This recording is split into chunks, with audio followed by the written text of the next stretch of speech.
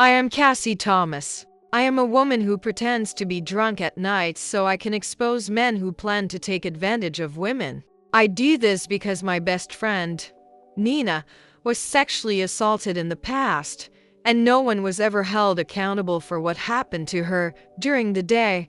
My life looks simple and unremarkable. I live alone, work at a coffee shop, and follow a routine that makes people think I have moved on with my life. In reality, I have not moved on at all. Everything I do is shaped by what happened to Nina and how the people around us failed her.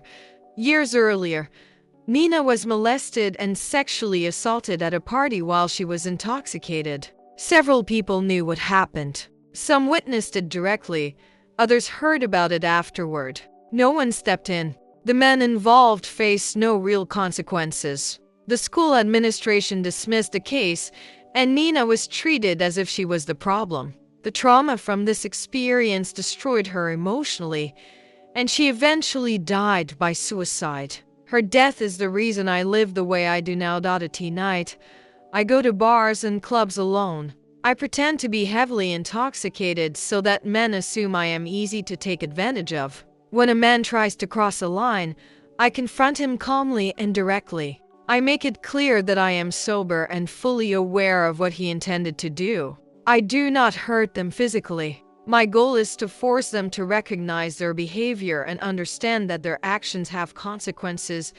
I keep a detailed notebook where I record the names of men I encounter and the outcomes of each confrontation. This is not random behavior. It is organized and intentional. I am holding individuals accountable in the only way I believe is left to me.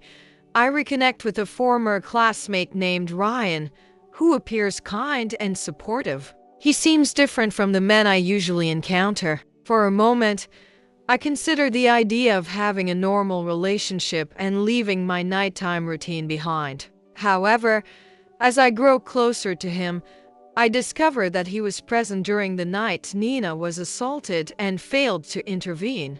This confirms that even men who appear decent can still enable harm through silence.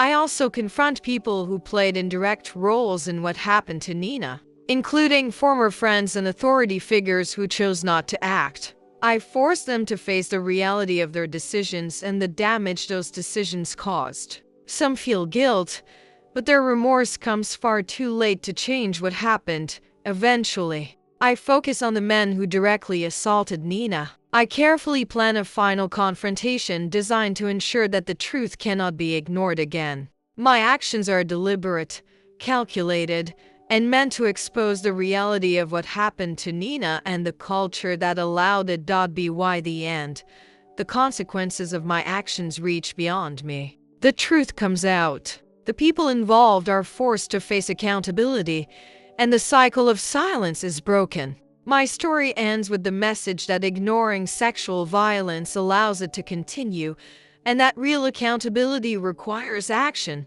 not excuses.